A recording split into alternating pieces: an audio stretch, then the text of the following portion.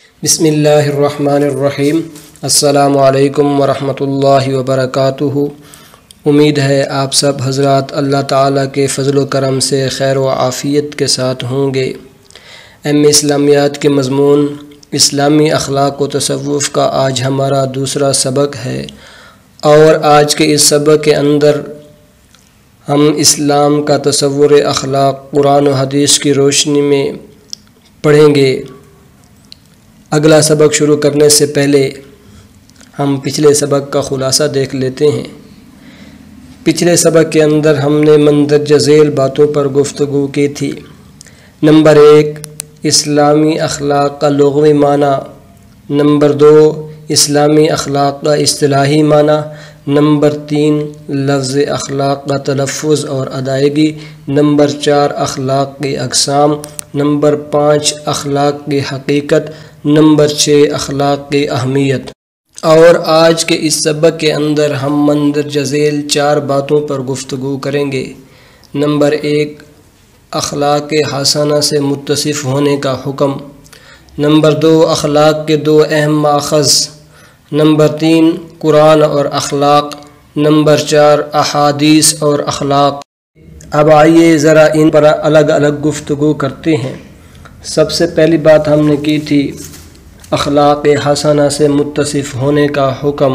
عزیز طلباء کرام، اس بات کو یاد رکھیں کہ رسول اللہ صلی اللہ علیہ وآلہ وسلم ہمارے آئیڈل ہیں، کیونکہ قرآن مجید کے اندر ہمیں بتایا گیا کہ رسول اللہ صلی اللہ علیہ وسلم کی زندگی ہمارے لیے بہترین نمونہ ہے، جیسا کہ قرآن مجید کی آیت ہے لَقَدْ كَانَ لَكُمْ فِي رَسُولِ اللَّهِ أُسْوَةٌ حَسَنَةٌ، کہ تمہارے لیے رسول اللہ صلی اللہ علیہ وسلم کی زندگی میں بہترین نمونہ ہے۔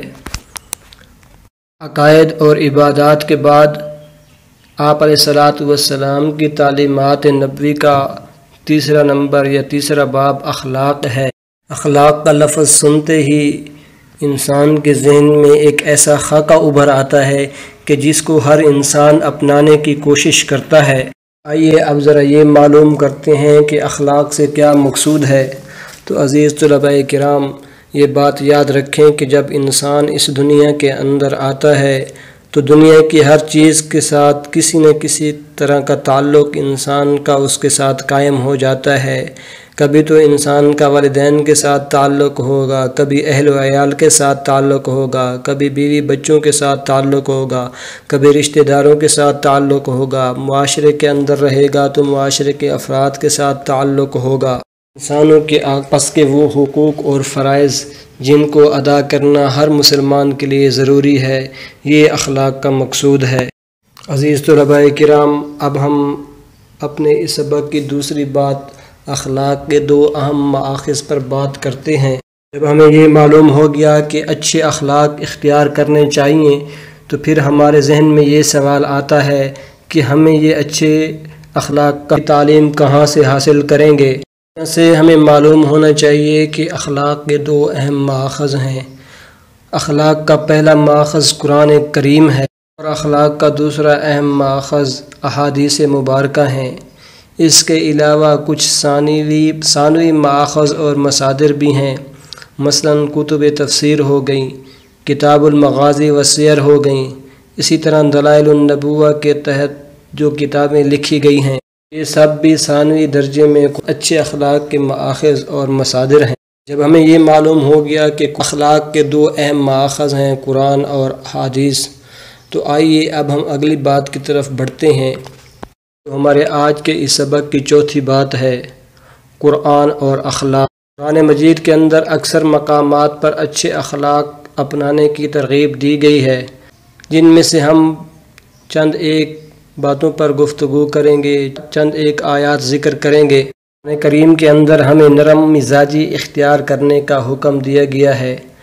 آیت کریمہ ہے فَبِمَا رَحْمَةٍ مِّنَ اللَّهِ لِنْتَ لَهُمْ وَلَوْ كُنْتَ فَظًّا غَلِيظَ الْقَلْبِ لَانفَضُّوا مِنْ حَوْلِكَ۔ آیت مبارکہ کا ترجمہ یہ ہے، پس اللہ کی رحمت کی وجہ سے آپ ان کے لیے نرم مزاج ہیں، اور اگر آپ تندخو سخت دل ہوتے تو یہ آپ کے ارد گرد سے چھٹ جاتے۔ عزیز طلباء کرام، اگر ہم اس آیت کے اندر غور کریں تو ہمیں اخلاق کی ایک بہت بڑی خوبی نظر آتی ہے کہ ہمیں نرم مزاجی اختیار کرنی چاہیے، کیونکہ جب ہم نرم مزاجی اختیار کریں گے تو لوگ ہم سے محبت کریں گے اور ہمارے ارد گرد جمع ہو جائیں گے۔ لیکن اگر ہم سخت دل ہوتے ہیں، سخت مزاج ہوتے ہیں تو کوئی بھی ہمارے قریب نہیں آئے گا۔ اسی طرح قرآن کریم کے اندر ایک مقام پر ہمیں عفو درگزر کرنے کا حکم دیا گیا ہے۔ آیت کریمہ ہے وَلْيَعْفُوا وَلْيَصْفَحُوا أَلَا تُحِبُّونَ أَن يَغْفِرَ اللَّهُ لَكُمْ وَاللَّهُ غَفُورٌ رَحِيمٌ۔ ترجمہ یہ ہے، اور انہیں چاہیے کہ معاف کر دیں اور درگزر کریں۔ کیا تم پسند نہیں کرتے ہو کہ اللہ تمہیں بخش دے، اور اللہ بخشنے والا اور رحم کرنے والا ہے۔ عزیز طلباء کرام، دیکھیں اس آیت کریمہ سے ہمیں معلوم ہو رہا ہے کہ عفو درگزر کرنا یہ بھی اچھے اخلاق کی علامت ہے۔ اگر ہم عفو درگزر سے کام لیں گے، لوگوں کو معاف کریں گے، تو اس کا فائدہ یہ ہوگا کہ اللہ تعالی ہمیں معاف کر دے گا اور اللہ تعالی ہمیں بخش دے گا، کیونکہ اللہ تعالی سب سے بڑا بخشنے والا اور رحم کرنے والا ہے۔ اسی طرح قرآن کریم کے اندر دوسرے بہت سارے مقامات پر اچھے اخلاق اختیار کرنے کی ترغیب دی گئی ہے۔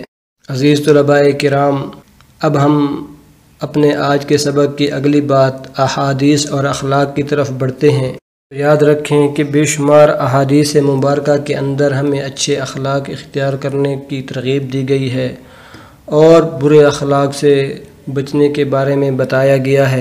اور آج کے اس سبق کے اندر ہم 5 احادیث بیان کریں گے جن کے اندر ہمیں اچھے اخلاق اختیار کرنے کی ترغیب دی گئی ہے۔ ان 5 احادیث پر ہم ایک اجمالی نظر ڈالتے ہیں، پھر ہر ایک کو تفصیل سے بیان کریں گے۔ سب سے پہلی حدیث کا عنوان ہے اچھے اخلاق کی تکمیل۔ دوسری حدیث کا عنوان ہے آپ صلی اللہ علیہ وسلم سب سے اچھے اخلاق والے۔ تیسری حدیث کا عنوان ہے ایمان کامل ہونے کی علامت۔ چوتھی حدیث کا عنوان ہے میزان میں سب سے وزنی چیز۔ پانچویں حدیث کا عنوان ہے روزے اور شب بیداری کے برابر ثواب۔ آئیے اب ان احادیث پر تفصیلی نظر ڈالتے ہیں۔ سب سے پہلی حدیث ہم نے بیان کی تھی اچھے اخلاق کی تکمیل۔ حدیث مبارکہ ہے عن ابی ہریرہ ان رسول اللہ صلی اللہ علیہ وسلم قال انما بعثت لاتمم صالح الاخلاق۔ حدیث مبارکہ کا ترجمہ یہ ہے، حضرت ابو ہریرہ رضی اللہ تعالی عنہ سے روایت ہے کہ رسول اللہ صلی اللہ علیہ وسلم نے فرمایا، بے شک میں اچھے اخلاق کی تکمیل کے لیے بھیجا گیا ہوں۔ اس طلباء کرام، حضرت ابو ہریرہ رضی اللہ تعالیٰ عنہ کی اس روایت کردہ حدیث سے ہمیں یہ معلوم ہوتا ہے ہمارے پیارے آقا صلی اللہ علیہ وسلم کی بعثت کا مقصد اچھے اخلاق کی تکمیل تھا۔ ہمیں بھی چاہیے کہ ہم بھی اچھے اخلاق کو اختیار کریں، کیونکہ ہمیں نبی پاک صلی اللہ علیہ وآلہ وسلم کی اتباع کا حکم دیا گیا ہے۔ عزیز طلباء کرام، اس کے بعد ہم دوسری حدیث پر بحث کرتے ہیں جس کا عنوان تھا آپ صلی اللہ علیہ وآلہ وسلم سب سے اچھے اخلاق والے۔ حدیث مبارکہ ہے عن انس بن مالک رضی اللہ تعالی عنہ قال كان رسول اللہ صلی اللہ علیہ وسلم احسن الناس خلقا۔ اس حدیث مبارکہ کا ترجمہ ہے، حضرت انس بن مالک رضی اللہ تعالی عنہ سے روایت ہے کہ رسول اللہ صلی اللہ علیہ وسلم لوگوں میں سب سے اچھے اخلاق کے حامل تھے۔ عزیز طلباء کرام، حضرت انس بن مالک رضی اللہ تعالیٰ عنہ کی روایت کردہ اس حدیث سے بھی ہمیں اچھے اخلاق کی ترغیب مل رہی ہے کہ آپ علیہ السلام لوگوں میں سب سے اچھے اخلاق کے حامل تھے، تو ہمیں بھی کوشش کرنی چاہیے کہ ہم اپنے اخلاق کو اچھے سے اچھا بنائیں۔ عزیز طلباء کرام، اب ہم تیسری حدیث پر بات کرتے ہیں جس کا عنوان تھا ایمان کامل ہونے کی علامت۔ حدیث مبارکہ ہے عن ابی ہریرہ رضی اللہ تعالی عنہ قال قال رسول اللہ صلی اللہ علیہ وآلہ وسلم اکمل المؤمنین ایمانا احسنهم خلقا۔ اس حدیث مبارکہ کا ترجمہ ہے، حضرت ابو ہریرہ رضی اللہ تعالی عنہ سے روایت ہے کہ رسول اللہ صلی اللہ علیہ وسلم نے فرمایا، مومنوں میں سب سے زیادہ کامل ایمان والے وہ ہیں جو اخلاق میں سب سے اچھے ہیں۔ تو دیکھیے عزیز طلباء کرام، حضرت ابو ہریرہ رضی اللہ تعالیٰ عنہ کی اس روایت کردہ حدیث سے بھی ہمیں یہ معلوم ہو رہا ہے کہ ہمیں اچھے اخلاق اختیار کرنے چاہیے، اور اچھے اخلاق کو اختیار کرنا ایمان کے کامل ہونے کی علامت بتایا گیا ہے۔ اگر ہم چاہتے ہیں کہ ہمارا ایمان کامل ہو جائے تو پھر ہمیں اچھے اخلاق اختیار کرنے ہوں گے۔ عزیز طلباء کرام، اب ہم 14 حدیث پر بات کرتے ہیں، جس کا عنوان تھا میزان میں سب سے وزنی چیز۔ حدیث مبارکہ ہے، عن ابی الدرداء رضی اللہ تعالی عنہ قال سمعت النبی صلی اللہ علیہ وآلہ وسلم یقول ما من شیء یوضع فی المیزان اثقل من حسن الخلق۔ اس حدیث مبارکہ کا ترجمہ ہے، حضرت ابو درداء رضی اللہ تعالی عنہ سے روایت ہے کہ میں نے نبی کریم صلی اللہ علیہ وآلہ وسلم کو فرماتے ہوئے سنا، میزان میں حسن اخلاق سے زیادہ بھاری کوئی چیز نہ رکھی جائے گی۔ عزیز طلباء کرام، ذرا توجہ فرمائیے، ذرا غور فرمائیے کہ حضرت ابو درداء رضی اللہ تعالیٰ عنہ کی اس نقل کردہ روایت کے اندر ہمیں اچھے اخلاق کی ترغیب دی گئی ہے کہ میزان میں حسن اخلاق سے زیادہ بھاری کوئی چیز نہ رکھی جائے گی۔ قیامت والے دن جب ہمیں زیادہ سے زیادہ اچھے اعمال کی ضرورت ہوگی، نیکیوں کی ضرورت ہوگی، تو اس وقت میزان کے پلڑے کے اندر جو سب سے بھاری چیز ہوگی وہ حسن اخلاق ہوگا۔ تو اس لیے ہمیں بھی چاہیے کہ ہم اچھے اخلاق اختیار کرنے کی کوشش کریں۔ کرتے ہیں 5ویں حدیث پر، جس کا عنوان تھا روزے اور شب بیداری کے برابر ثواب۔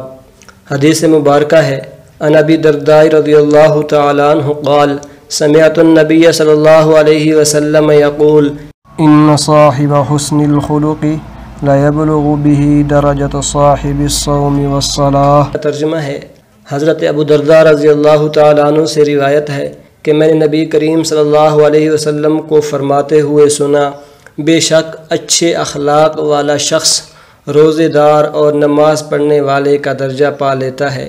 تو دیکھیے عزیز طلباء کرام، حضرت ابو درداء رضی اللہ تعالیٰ عنہ کی اس روایت کردہ حدیث کے اندر ہمیں اس بات کی ترغیب دی گئی ہے کہ ہمیں اچھے اخلاق اختیار کرنے چاہیے، اور جو بندہ اچھے اخلاق اختیار کرتا ہے، اچھے اخلاق کی وجہ سے اس کو روزہ رکھنے والے اور نماز پڑھنے والے آدمی کے برابر ثواب ملتا ہے اور وہ اس کا درجہ پا لیتا ہے۔ آج کے سبق کا خلاصہ دیکھ لیتے ہیں۔ تو آج کے سبق کے اندر ہم نے بنیادی طور پر 4 باتوں پر گفتگو کی ہے۔ نمبر 1، اخلاق حسنہ سے متصف ہونے کا حکم۔ نمبر 2، اخلاق کے 2 اہم مآخذ۔ نمبر 3، قرآن اور اخلاق۔ نمبر 4، احادیث اور اخلاق۔ انشاءاللہ بہت جلد ہم اپنے اگلے سبق، جس کا عنوان ہے معاشرتی اور عائلی زندگی کے اخلاق و ضوابط، اس پر بات کریں گے۔ جزاکم اللہ خیرا۔ وعلیکم السلام ورحمۃ اللہ وبرکاتہ۔